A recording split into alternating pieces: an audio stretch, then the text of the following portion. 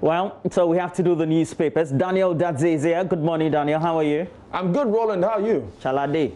I like how you're rocking your face mask. Thank you. Yeah. I'm not sure it's different from the way you're wearing yours. No, I just, you're a trendy man, so I like to call you out every now and then. Let's do the newspaper, shall we? I have the Daily Graphic and the Ghanaian Times, bro. Yeah, I'm doing the New Crusading Guide and the Daily Guide, but you start, Daniel. Yeah, so the Daily Graphic says the NHIA defends donation, about 2 bodies, individuals alarmed. That it has a picture there of Dr. Jani Selby, who heads the National Health Insurance Authority. There's been some controversy about how their 250,000 Ghana cedi donation to the COVID-19 Trust Fund has been criticized by some bodies, especially those health facilities who are owned by the NHIA. Typical case of Kafu Didi. I don't know, Roland, what you think. Security personnel undergo virus tests. About 10,000 police officials, we understand, wear nose mask or stay home. Greater Accra Ashanti region enforced directive. So there you have the front page of the Daily Graphic. The back page has an interesting story celebrating innovation. Academic City develops 4 ventilator prototypes. Yeah, so that's the Daily Graphic. Yeah. You can do the Times quickly, or you can do the back page. Yeah, let me do the Times now. Let's adopt local methods to combat COVID-19. President urges ECOWAS leaders. Tema police gun down 2 armed robbers. COVID-19 police impound 130 motorcycles in Accra. ADB presents PPE to 3 institutions in Accra. We have enough food. Agric Minister allays fears of food shortage. And the back page has refrained from protesting against quarantine facilities, communities urged. Yeah. So that's it for the papers I have, bro. Yeah, definitely. So let me go to the Daily Guide. Has on the front page, Nana wants country-specific COVID-19 measures, and this is one of several recommendations he made during that summit of ECOWAS heads of state, and that took place on Thursday. It was virtual. Yeah. COVID-19 or coronavirus has changed everything around us. Everything, Roland. Yeah. We're practicing social distancing than ever. Right. Also on the front page, main story or banner headline, NDC on rampage in Winneba. And, well, as we also get to talk about related issues on coronavirus, politics would always take center stage. And talking about coronavirus, we have it there. There was this, whether it was an advice, caution or not, from the last briefing from the committee or the government COVID team. And this has been emphasized or re-emphasized or reiterated by the boss of Noguchi. And it's captured rightly on the front page of the Daily Guide as engaged experts on COVID-19, Noguchi boss to media. And it has an attached picture of Professor Abraham Kwabena Annan. On the side, face masks mandatory in Accra, has an attached picture of the Minister for Information, Kujo Oponkruma. Also happens to be the Member of Parliament for Fancy Ayurebi. Let's go to the back page. The back page is all sports, as always, for the Daily Guide. Kotokobo still in charge. Ash Gold CEO quits, and it has emerged from the Minsha Palace that Kwame Che, who is the CEO for Kumasi Asante Kotoko, will continue to stay in office until investigative reports on recent happenings in the club is presented to the Otumfuo seat to who is the owner of the club. And we all do know that there had been a 3-man committee that had been set up by the Minsha Palace to investigate circumstances surrounding some $240,000 US. Seemed to have been a FIFA fine over the transfer of a player to a Tunisian side, Esperance, years ago. We're talking about Emmanuel Clotte, who is at the center of the saga. Usually the players, they usually are not involved in some of these transactions. So either it stalls their career or does whatever. We have go for big cash any day. And Thomas Partey told, and this is the advice also coming from not only his father, but also some of his managers who are saying that, look, if there's any club in Europe that wants to give you some big bucks, make sure you go. Over the period, there have been some speculations, Daniel, about which clubs want him to feature for the next season, even though we still don't have any end in sight as to when the leagues will resume. We're hoping that by May, as promised by the Premier League bosses, as well as some of the teams in Europe, when the Spanish League comes on stream, we'll see whether the matches could be concluded for the current season. Meanwhile, in the Bundesliga, they are going to play matches from May 9, and it's going to be for spectators, social distancing observed, and 322 people. So myself and Daniel, as we are currently observing social distancing, will be the way the supporters will be in the stadium for Bundesliga matches. Yeah. Wow. It will be an interesting one. Roland, I saw a demonstration in Israel where they marked spaces on the square. I saw that too. Yeah, and they had a demonstration, a socially distanced. And they were putting on face masks too. Yes. I think I love that. Maybe we can experiment that. If somebody is agitated about something, we can whip up their interest and see whether they would want to socially distance demonstrate. What do you make of it? There's a ban on public gatherings by the president beyond 25. That's why demonstrations are always an affront to the norm. Interesting one there. Okay, so I'm going to do a story from the center spread of the Daily Graphic. Government reassures public of adequate food supply. I think this is an interesting one because, you see, it goes all the way back to before the lockdown was announced, right? So President Akufo-Addo announces lockdown Friday night. There's a mad rush for food, people stocking up, and it was just at the beginning of April. So a lot of salaried workers had been paid. They had the cash to buy food in bulk for the 2-week lockdown. Because of that, prices went through the roof. Everything was more expensive. Just spiraled out of control. Thank you. Everything was so much more expensive. Now, there was a concern in that week that with the way people are buying, the way prices are going up, people may not have the cash to buy the food, or the food may not be available at all. Initially, the Agric Minister told us that, look, there's nothing to worry about. We have enough food. But Roland, let me interest you with some statistics. Now, Ghana consumes about 1.1 million tons of rice every year. Ghana produces about 700,000 tons of rice every year. That means that we do not have enough rice produced locally to make rice water, cook jollof or wache, some of which I've had this morning. That basically means we are not food secure. And that admission was made by the Deputy Agric Minister to us on the Super Morning Show just a couple of weeks ago. The Agric Minister has said, however, that there's adequate food supply, there's no reason for food to be too expensive, and so there's nothing to worry about. What interests me about this is our own MFA Juadozo hit the streets as soon as the Agric Minister finished speaking, very close to Waters Malata Market. The traders said, look, we don't agree with what the man is saying because there may be food, but it's so expensive. And if you look at some of the prices that they were quoting, something that was 2 cedis, 50 pesos is now 40 cedis. I mean, Roland, it's very worrying. I know I don't do market shopping so much, but I understand if the watch is too expensive, and if the eggs that used to be 1 cedi and now 1 cedi 20 pesos, I have to be concerned. I don't know what you think, Roland. Well, for me, we needed to take a cue from what really was transpiring in the UK before we called for our lockdown. Because if you look at the UK, we're told that a section, and it was pegged within the period when the news was ongoing by the experts, that a section about 22% of pensioners were not getting access to food and stocks at the supermarkets. And if you remember, you saw the pictures on Sky, etc. The shelves were empty. So we should have known that when we call a lockdown and we don't implement it quickly enough, people will just have a dash to the market, and that was a big problem. The other concern I have is that we have a certain socio-cultural attitude in which if market forces influence prices either to skyrocket or go up, whether in what quantum or not, they usually will not come down. And you find that when prices go up, forget it. They stay up.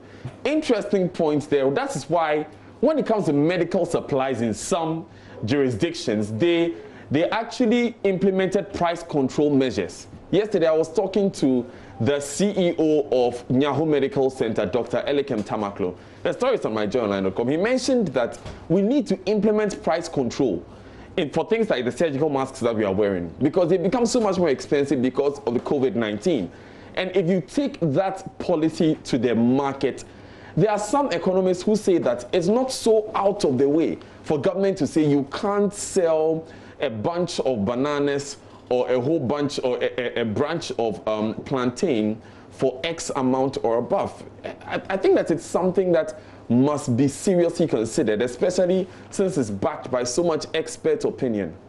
Yeah, it's something that could be done, but in a market which is always free, where we also know that prices are always influenced by where the commodities are coming from, perhaps we need to take a real look at that. I don't think it's the best, looking at the fact that COVID is not going to be with us forever. So if COVID goes and we have influx of goods, enough food on the market, how then do you control prices? If for the interim or the short to medium term we can do that, I think that would be a laudable idea. And that's why, for instance, the markets women at Malata did not limit the analysis to just before COVID. They actually went as far back as 4 years ago. Roland, take a look. Be expanded. Member 7. I have 7 children and I sell here to feed them. I have become the breadwinner since their father died. Where else can I go from here? I cannot feed them if they continue beating us. Tell me, where can I go? I'm a single mother. I came to Accra to do business. Anytime I set up here, the tax force chases us out. Because of that, it is affecting our business, and my children are also going hungry at home. Just recently, I was beaten. I had to stay at home. I only came back today, and they beat me up today too. And then the 4th day, today is the 4th day since the president lifted the restriction on movement. But since we came here, the police keep beating us. Why?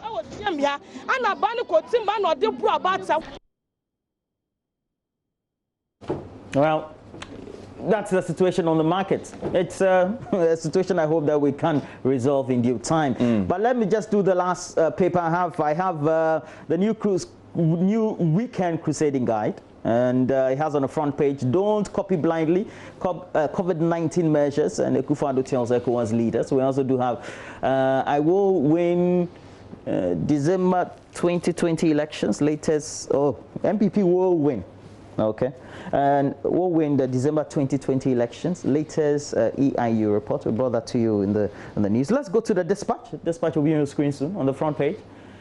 And, Akufo-Addo and MPP likely to win 2020 elections. Akufo-Addo advises ECOWAS leaders. Government allays fears over UNIPA's efficiency. That's it for the front page of the dispatch. All right then, the back page is also here. Now, of course, that banner headline on Akufo-Addo winning was also from the EIU report, as has been reported on the front page of the new weekend crusading guide. Let's do the back page of the daily dispatch. Economy to contract by 1%. That's the EIU Economist Intelligence Unit speaking there. I wonder what the women who were interviewed at Malata will make of this analysis. EIU's April projection of 2020 elections, Akufo-Addo and MPP likely to win 2020 elections. You know what? The political scientist at the University of Ghana, Dr. Isaac Osu-Mensah, has also mentioned that COVID-19 will actually allay to the benefit of, play to the benefit of government, and so government is more likely to win this election because of their handling of the COVID-19 pandemic. I don't know what the word is out in town, but it's a very interesting analysis to begin with. The NDC will, of course, disagree. Yeah, and if you look at that report as compiled by Winston, he also did indicate that perhaps maybe the opposition should have just joined forces with the incumbent, because logically, when you have an incumbent with all the resources and they have the officials going around sharing food or other freebies within a crisis period like this, it is psychologically interpreted to mean that it is a non-distinction between the government and the political party that is doing the sharing. So kind of is a symbiotic way, you know. We've seen that before, Roland, play out in the creation of regions, where the NDC and the NPP came together to campaign yes for the referendum for creation of regions. I remember very well seeing people like Kofi Adams, former national organizer of the NDC, campaigning vigorously in where he's now running for office, the Buim constituency in the Northern Volta area. Even Emmanuel Kofi Boa also. Yeah. Yes, for my own backyard in the Western region. So it can be done. I wonder what informed the political strategy going into this. But former President John Mahama has been very vocal about these issues as well. He spoke last night. Well, we have to go to myjoyonline.com as we prepare that for you. You know, there was a donation of some 250,000 made by the National Health Insurance Authority. I have this from a former CEO. I picked this from his Facebook page, and he says, I was days when I saw the NHIA make a donation of 250K at a time when the scheme has an average payment arrears of 9 months to healthcare providers across the country. Granted that this gesture was truly a lifeline for the containment strategy, perhaps it could have been done on the quiet, but even that, no. And he questions, is it for personal political reach, or is it serve the interests of the critical stakeholders of the scheme? Well, as I spoke to some friends who work at the NHIA, not in Accra, but in the regions, and the staff really internally were not happy. At least two of them that I spoke to, two staff, I can say. They don't form, I'm not sure, the sample population to be able to make an analysis of it. It's interesting. I know there are some health service providers who are who are owed by the NHIA who have also been complaining. Yeah, and talking about that, I know that, for example, as at March 7, the executive director of those that operate the National Health Insurance Service Providers Association, they had indicated that they had only been paid 4 months of a year's arrears, and that was a concern for them. He says that was a concern because we only received 4 months claims, and we're not comfortable enough with the current situation as it pertains. Right, interesting one. Yeah, there. We have to go to myjoyonline.com and do us the honors. FDA warns public about unapproved nose masks flooding the market. Interesting, there are some guidelines. You should really open this story and read it. I don't think we'll have enough time now. But there are some interesting guidelines on what to look out for in a nose mask. Very beneficial. Witnesses in Tema robbery scrambled for scattered money as police engaged robbers in gun battle. Roland, it reminds me of a movie scene, doesn't it? Definitely. COVID-19 decisions must not be guided by political parochial considerations. Mahama to Akufo-Addo. And there's also cost frivolous expenditure. Mahama to Akufo-Addo. You know, the former president spoke to the nation digitally last night.